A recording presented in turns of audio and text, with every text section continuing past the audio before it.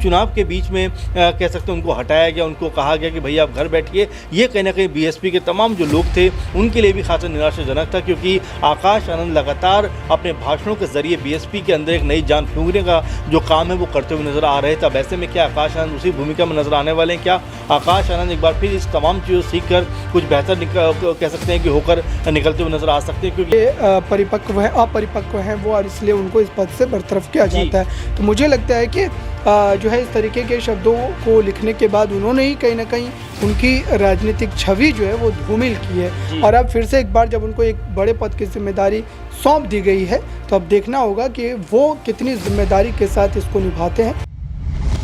नमस्कार, आप देख रहे हैं नेक्स्ट 9 पॉलिटिकल बाइट। मैं हूं आपके साथ सिराज। मायावती के फैसले ने एक बार फिर से देश की राजनीति गरमा दी है। दरअसल मायावती ने एक बार फिर से आकाश आनंद को तमाम वो अहम जिम्मेदारियां सौंप दी हैं जिसकी मांग लगातार उठ रही थी। आपको बता दें कि बीएसपी ने देश के लोकसभा चुनाव 2024 में एक भी सीटों पर जीत हासिल नहीं की। उसके बाद से लगातार मांग उठ रही थी आकाश आनंद को फिर से उत्तराधिकारी का पद दिया जाए, और अब मायावती ने फैसला ले लिया है, आकाश आनंद को उत्तराधिकारी घोषित कर दिया है। इसके साथ ही पार्टी का संयोजक भी बना दिया है। स्टार प्रचारकों की लिस्ट में उनका नाम है, लेकिन शर्त यह है कि अब आकाश आनंद को यह सलाह दी गई है कि अपनी भाषणों में थोड़ा संयम बरतें। यानी जिस तरीके से आकाश आनंद ने भारतीय जनता पार्टी के खिलाफ लगातार हमले बोले थे, नतीजा यह हुआ कि मायावती ने बीच लोकसभा चुनाव में ही आकाश आनंद को उनके हाथ से पद छीनती हुई नजर आई। लेकिन अब आकाश आनंद की क्या जिम्मेदारियां होंगी? आखिर मायावती किसके दबाव में आकर इतना बड़ा उन्होंने फैसला लिया था और अब उस फैसले को वापस लिया? ये तमाम जो सवाल हैं वो उठते हुए नजर आ रहे हैं। और इनसे भी बड़ा सवाल यह है कि जिस तरीके से 400 से ज्यादा सीटों पर बीएसपी पार्टी ने चुनाव लड़ा, एक भी सीटों पर जीत हासिल नहीं हुई। आने वाले समय में बीएसपी पार्टी और मायावती की क्या रणनीति होगी? क्योंकि देश में जो है तमाम राज्यों में, खासतौर पर अगर हम बात करें महाराष्ट्र, झारखंड, बिहार, दिल्ली और हरियाणा जैसे तमाम राज्य हैं जहां पर विधानसभा चुनाव होने हैं, और ऐसे में साल 2027 के विधानसभा चुनाव भी हैं उत्तर प्रदेश में। तो क्या अब आकाश आनंद, मायावती और बीएसपी पार्टी का जो सियासी रसूख खो गया है, जो दलित वोट बैंक कहीं ना कहीं इंडिया गठबंधन, समाजवादी पार्टी, कांग्रेस की तरफ शिफ्ट होता हुआ नजर आया है, क्या उसमें कमाल करते हुए नजर आएंगे? सर देखें तो जिस तरीके से मायावती ने एक बड़ा फैसला लिया है, आकाश आनंद को फिर से उत्तराधिकारी घोषित कर दिया है, ऐसे में आकाश आनंद क्या फिर से जो बीएसपी पार्टी का खोया हुआ सियासी रसूख है उसको वापसी दिला पाएंगे? देखिए बिल्कुल, जैसे आकाश आनंद को लेकर पहले भी बात होती रही है कि उनको लाना ही पड़ेगा मायावती को, उनके अलावा कोई ऐसा वो कोई बड़ा चेहरा है नहीं उनके पास में, मायावती के अलावा दिखाई पड़ता नहीं। तो ऐसे में अगर आकाश आनंद को लाया गया तो ऐसा लगता नहीं कि कोई बहुत उनके लिए बहुत सुखद रहने वाला है आकाश आनंद के लिए, क्योंकि यहाँ से उनको पार्टी को मजबूत करना पड़ेगा। और अभी भी कहा गया है कि भाई उत्तर प्रदेश से आप थोड़ा दूर रहिए, इसके अलावा जो बाकी सूबे हैं देश के वहाँ पर जाकर आप पार्टी को मजबूत करिए। इसमें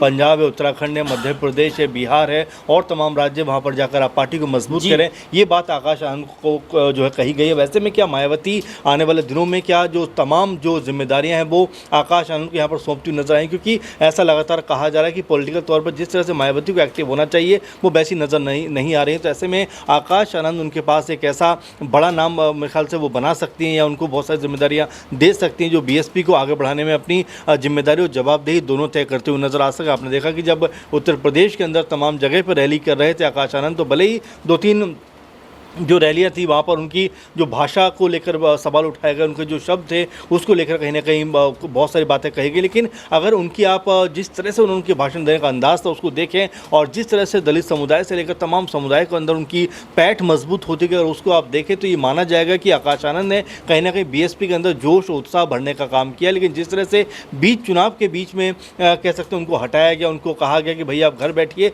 ये कहीं ना कहीं बीएसपी के तमाम जो लोग थे उनके लिए भी खासा निराशाजनक था, क्योंकि आकाश आनंद लगातार अपने भाषणों के जरिए बीएसपी के अंदर एक नई जान फूंकने का जो काम है वो करते हुए नजर आ रहे थे। अब ऐसे में क्या आकाश आनंद उसी भूमिका में नजर आने वाले हैं? क्या आकाश आनंद एक बार फिर इस तमाम चीज़ों सीख कर कुछ बेहतर कह सकते हैं कि होकर निकलते हुए नजर आ सकते हैं? क्योंकि यहाँ से मायावती को आकाश आनंद की बहुत ज़रूरत है। अगर वो उस भूमिका को निभाते हैं तो आने वाले दिनों में बीएसपी को एक बार फिर से स्टैंड कर सकते हैं। जी बिल्कुल, कहीं ना कहीं अब आकाश आनंद जो है एक बार फिर से राजनीति में सक्रिय होते हुए नजर आएंगे। और जाहिर सी बात है जिस तरीके तरीके से बीएसपी पार्टी को पूरे के पूरे लोकसभा चुनाव में झटका लगा है, इस पर कहीं ना कहीं जब से हार हुई थी मायावती लगातार बैठकों का दौर कर रही थी, लगातार कहीं ना कहीं बैठकों का दौर जो है वो शुरू था। और ऐसे में मनीष से अगला सवाल लेंगे। मनीष, जिस तरीके से देखें तो अब आकाश आनंद की वापसी बीएसपी पार्टी में हो चुकी है। पहले उनके पिता जो कि मायावती के भाई हैं उनकी चर्चा हो रही थी आनंद कुमार की, लेकिन अब आखिर में जिस तरीके से मांग बढ़ रही थी उनके समर्थकों द्वारा कि आकाश आनंद युवा चेहरा हैं, उनको ही कहीं ना कहीं जो है उत्तराधिकारी घोषित किया जाए, तो क्या लगता है आपको मायावती ने किस दबाव में आकर यह फैसला लिया है? क्या जो दलित वोट बैंक है या फिर चंद्रशेखर आजाद जिस तरीके से युवा चेहरा है, दलितों के बीच एक नए विकल्प के तौर पर उभर रहे हैं, इस दबाव में, या फिर बीएसपी के समर्थक लगातार इस बात की मांग कर रहे हैं इस दबाव में? देखिए, दबाव तो नहीं कह सकते शिराज यहाँ पे, क्योंकि यहाँ पर जिस तरीके से देखा गया लोकसभा चुनाव 2024 के दौरान यहाँ पर बीजेपी बहुजन समाज पार्टी की बहुत बड़ी हार हुई है। तो ऐसे में बड़ी हार होने के बाद अब उपचुनाव का दौर यहाँ पर शुरू होता हुआ नजर आ रहा है। तो ऐसे में 10 सीटों पर मायावती ने भी ऐलान कर दिया प्रत्याशी उतारने का। तो अब यहाँ पर कहीं ना कहीं जिस तरीके से बगावती सुर आकाश आनंद की वापसी के बाद, आकाश आनंद को हटाने के बाद यहाँ पर उठते हुए नजर आए, तो ऐसे में देखा जा सकता है कि बगावती सुर को देखते हुए मायावती ने निर्णय लिया है और उनको भी समझ में आ गया है कि एक स्टार प्रचारक के तौर पर उनकी भूमिका बहुत अहम रहती यहाँ पर बीएसपी की। और ऐसे में देखा जा सकता है लोकसभा चुनाव के दौरान जिस तरीके से वो नेताओं को, अपने मंत्रियों को यहाँ तक कि जनता को साधने का जो यहाँ पर उनके अंदर गुण था, तो वो कहीं ना कहीं वो गुण जो है उनके लिए काफ़ी प्रभावशाली रहा है बहुजन समाज पार्टी के लिए। तो ऐसे में देखा जा सकता है सिराज की यहाँ पर अब जो उपचुनाव होने वाले हैं उसमें कहीं ना कहीं आकाश आनंद एक बड़ी भूमिका निभाते हुए नजर आ सकते हैं। तो यही देखते हुए मायावती ने डिसीजन लिया है और आकाश आनंद की दोबारा से वापसी हुई है, क्योंकि आने वाले समय में 2027 की अगर बात करें तो लोकसभा चुनाव, विधानसभा चुनाव भी यहाँ पर होने हैं। तो विधानसभा चुनाव में भी बड़ी रणनीति यहाँ पर मायावती आकाश आनंद के साथ बनाती हुई नजर आ सकती हैं और हो सकता है यहाँ पर सीटें निकालने में काफी ज्यादा कामयाबी हासिल करें। जी बिल्कुल, आकाश आनंद की जिस तरीके से भाषा शैली रही थी, जाहिर सी बात है उस पर कई सवाल उठे थे, लेकिन आकाश आनंद जब से जनसभाओं में कहीं ना कहीं एक्टिव नजर आए थे, उसके बाद से देखा गया कि जो मायावती के कोर वोटर्स हैं, जो बीएसपी के वोटर्स हैं, वो कहीं ना कहीं एक बार फिर से जाग उठे थे। क्योंकि देश की राजनीति में जिस तरीके से मायावती ने अकेले चुनाव लड़ने का फैसला किया, जाहिर सी बात है कि तमाम जो लड़ाइयाँ थी वो कहीं ना कहीं इंडिया और एनडीए गठबंधन के बीच थी, लेकिन मायावती जितना उम्मीद था उतना असर दिखा नहीं पाई। ऐसे में मेरा अगला सवाल रहेगा अबरार से। अबरार, जिस तरीके से हम देखें तो अब मायावती ने फैसला ले ही लिया है, क्या इसका प्रभाव रहने वाला है आने वाले देश की राजनीति पर? क्या साल 2027 की तैयारी अभी से शुरू हो गई है या फिर उपचुनाव को देखते हुए और युवा चेहरे को देखते हुए यह फैसला लिया गया है? देखिए, बिल्कुल ये सोच समझ कर लिया गया फैसला और जाहिर सी बात है कि चंद्रशेखर रावण की बड़ी जीत के बाद ये फैसला लेना ही था उनको, क्योंकि जो है चंद्रशेखर रावण के सामने उन्हें आकाश आनंद को खड़ा करना है और ये सही वक्त है, सही समय है। उत्तर प्रदेश की राजनीति में चंद्रशेखर रावण लगातार अपना पैर पसार रहे हैं और उन्होंने जो 10 सीटों को लेकर के ऐलान किया है, ख़ासतौर पर जो उपचुनाव होने वाले हैं, तो जाहिर सी बात है कि मायावती को इसी समय पर फैसला लेने की ज़रूरत है और उन्होंने सही फैसला लिया है। अब उत्तर प्रदेश में ख़ास तौर पर जो एक वोट बैंक को लेकर कभी मायावती का एकाधिकार हुआ करता था, उसमें अब एक नया हिस्सेदार आ गया है चंद्रशेखर रावण। जिस ढंग से इस समय सड़कों की राजनीति कर रहे हैं, वो लगातार हर उस पीड़ित परिवार के घर पर पहुंचकर उनको इंसाफ दिलाने की मांग करते हैं, तो जाहिर सी बात है कि युवा वर्ग काफ़ी ज़्यादा प्रभावित हुआ है और उनसे जुड़ा हुआ है। अब देखना ये है कि आखिरकार मायावती का ये जो दाव है आकाश आनंद को आगे करने का, ये कितना जो है चंद्रशेखर रावण को पॉलिटिकल तौर पर डैमेज कर पाएगा। चूँकि चंद्रशेखर रावण जाहिर सी बात है कि सड़क की राजनीति करते हैं और जो तमाम आप कह सकते हैं कि बुनियादी समस्याएं होती हैं उस तरीके की राजनीति करते हैं। तो ये आकाश आनंद के लिए कहीं ना कहीं चुनौतीपूर्ण है कि वो अब इसका किस तरीके से जो है पलटवार करेंगे, क्योंकि उनको इस वजह से ही पद से हटाया गया था और जो शब्द लिखे गए थे मायावती की पार्टी की तरफ से कि परिपक्व है, अपरिपक्व हैं वो और इसलिए उनको इस पद से बरतरफ किया जाता है। तो मुझे लगता है कि जो है इस तरीके के शब्दों को लिखने के बाद उन्होंने ही कहीं ना कहीं उनकी राजनीतिक छवि जो है वो धूमिल की है और अब फिर से एक बार जब उनको एक बड़े पद की जिम्मेदारी सौंप दी गई है तो अब देखना होगा कि वो कितनी जिम्मेदारी के साथ इसको निभाते हैं और उत्तर प्रदेश में उपचुनाव में उनका जलवा कितना बरकरार रहता है और ख़ास तौर पर वोट बैंक में जो बंटवारे की स्थिति पैदा होगी वो वोट बैंक किस तरफ जाएगा। अभी की अगर हालिया समय की बात करें तो चंद्रशेखर रावण और बीएसपी के कैंडिडेट को उतारा जाए तो कहीं ना कहीं चंद्रशेखर रावण का पलड़ा जो है वो भारी रह सकता है कुछ सीटों पर। हालांकि कई ऐसी सीटें हैं जहां पर मायावती का दबदबा है, उनकी पार्टी के जो पुराने वोटर्स हैं वो अब भी उसी निष्ठा के साथ। इस फैसले के पीछे मायावती की मजबूरी नजर आ रही है?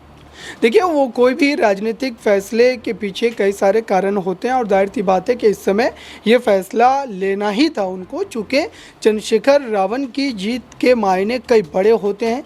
उनकी जीत के मायने आप इस बात से अंदाज़ा लगाइए कि अब उत्तर प्रदेश की राजनीति में जो है दलित जो वोटर्स है उनके लिए एक विकल्प जो है चंद्रशेखर रावण बनकर के उभरे। और यही वजह ये जो है कि आखिरकार जो है मायावती को भी हार डाल के जो है इस पूरे मामले पर आकाश आनंद को आगे करना पड़ा और ये सही मौका था। इसी समय पर उन्हें ये फैसला लेने की ज़रूरत थी। अब देखना है कि ये दोनों चेहरे जब बयानों के ज़रिए एक दूसरे के सामने आएंगे तो बाजी कौन मारेगा, सीटों के तौर पर जीत किसकी सुनिश्चित। जी बिल्कुल, सीटों के तौर पर जीत किसकी होगी ये आने वाला समय बताएगा। लेकिन जिस तरीके से मायावती ने आकाश आनंद को एक बार फिर से पार्टी का संयोजक, राष्ट्रीय संयोजक बना दिया, उसके बाद से देखा गया उत्तराधिकारी भी घोषित कर दिया है। ऐसे में कहीं ना कहीं कई सवाल उठ रहे हैं कि मायावती ने आखिर लोकसभा चुनाव के दौरान जो है आकाश आनंद के खिलाफ क्यों इतना बड़ा एक्शन लिया था और इसके पीछे की रणनीति क्या थी। हालांकि मायावती के इस फैसले को लेकर के विपक्ष लगातार सवाल उठ रहा था और यह आरोप भी लग रहे थे कि बीएसपी पार्टी जो है वो कहीं ना कहीं भारतीय जनता पार्टी की अप्रत्यक्ष रूप से मदद कर रही है। लेकिन कहीं ना कहीं जो आंकड़े आए वो बेहद ही चौंकाने वाले आए और मायावती कुछ खास असर देश की राजनीति पर दिखा नहीं पाई और यही सबसे बड़ा झटका था, क्योंकि मायावती को जिस बात की उम्मीद थी कि जो दलित वोट बैंक है वो सिर्फ और सिर्फ मेरे साथ जुड़ा हुआ है। लेकिन जब लोकसभा चुनाव के परिणाम आए तो उस वक्त देखा गया कि जो दलित वोट बैंक है वो इंडिया गठबंधन के तमाम वो दल थे उनके खाते में गए और सीधा इसका फायदा समाजवादी पार्टी को मिला। तो जाहिर सी बात है मायावती के इस फैसले के पीछे कई अहम जो है कड़ियां हैं, खासतौर पर जिस तरीके से अखिलेश यादव और समाजवादी पार्टी जो है कहीं ना कहीं उत्तर प्रदेश की राजनीति में उभरी है और जाहिर सी बात है एक नया चेहरा दलितों के बीच चंद्रशेखर आजाद के रूप में उभरा है। तो ये कहीं ना कहीं दबाव था मायावती को लेकर के और मायावती के ऊपर, और उनके समर्थक भी लगातार आकाश आनंद की मांग कर रहे थे। फिलहाल इस फैसले के पीछे आपकी क्या राय है हमें कमेंट बॉक्स में जरूर बताएं। देश और दुनिया की तमाम खबरों के लिए बने रहें नेक्स्ट 9 पॉलिटिकल बाइट के साथ।